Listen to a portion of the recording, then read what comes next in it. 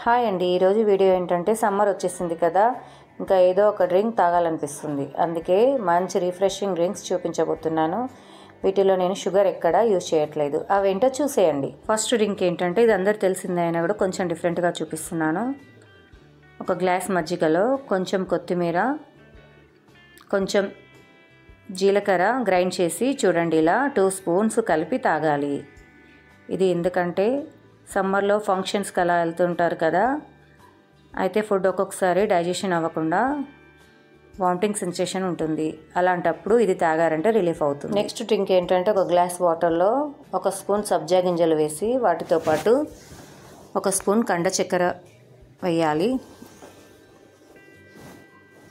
మీరు అవసరం అనుకుంటే కొంచెం బెల్లమైనా యాడ్ చేసుకోండి. ఇలా కలిపేసి 5 to 6 అవర్స్ నానబెట్టి తాగారంటే బాడీ రిఫ్రెష్ అవుతుంది, ఒంట్లో వేడిని కూడా తీసేస్తుంది. మీరు రెగ్యులర్గా సబ్జా వాటర్ తాగారంటే స్కిన్ గ్లో కూడా పెరుగుతుంది.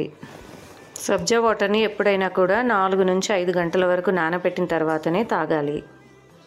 ఇంకా నెక్స్ట్ డ్రింక్ ఏంటంటే టీ అనేది అందరికీ ఒక ఎమోషన్, కానీ సమ్మర్లో ఎక్కువగా తాగితే వేడి చేస్తుంది. అందుకే స్పెషల్ టీని మీకు చూపిస్తున్నాను. ముందుగా స్టవ్ పై ఒక గిన్నెలో 1 కప్పు వాటర్ తీసుకోవాలి. ఈ టీ నేను మోదుగ పువ్వుతో చూపిస్తున్నాను.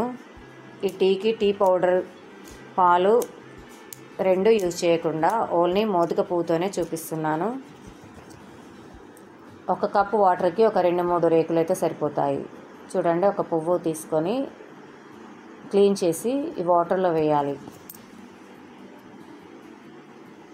తర్వాత కొంచెం బెల్లం వేసి ఒకసారి కలిపి ఒక 2 నిమిషాలు మరిగించాలి. తర్వాత ఫిల్టర్ చేసి గోరువెచ్చగా అయిన తర్వాత తాగాలి. ఇది తాగడం వల్ల యూరిన్లో మంట, వేడి చేయడము తగ్గుతుంది. ఇంకా ఆడపిల్లలకైతే ఈ టీ చాలా మంచిది. ఈ పువ్వులను 1 year వరకు స్టోర్ చేయొచ్చు. ఎలా అంటారా, పువ్వులను తెచ్చి వాటి రేకులను నీడలో ఆరబెట్టాలి. పూర్తిగా ఆరాక ఒక కవర్లో వేసి ఫ్రిడ్జ్లో పెట్టారంటే 1 year వరకు నిల్వ ఉంటాయి. ఇంకా లేట్ చేయకుండా వీటిల్లో ఏ డ్రింక్ నచ్చితే అది వెంటనే ట్రై చేయండి. ఈ వీడియో కనుక నచ్చినట్టయితే లైక్, షేర్ అండ్ సబ్స్క్రైబ్.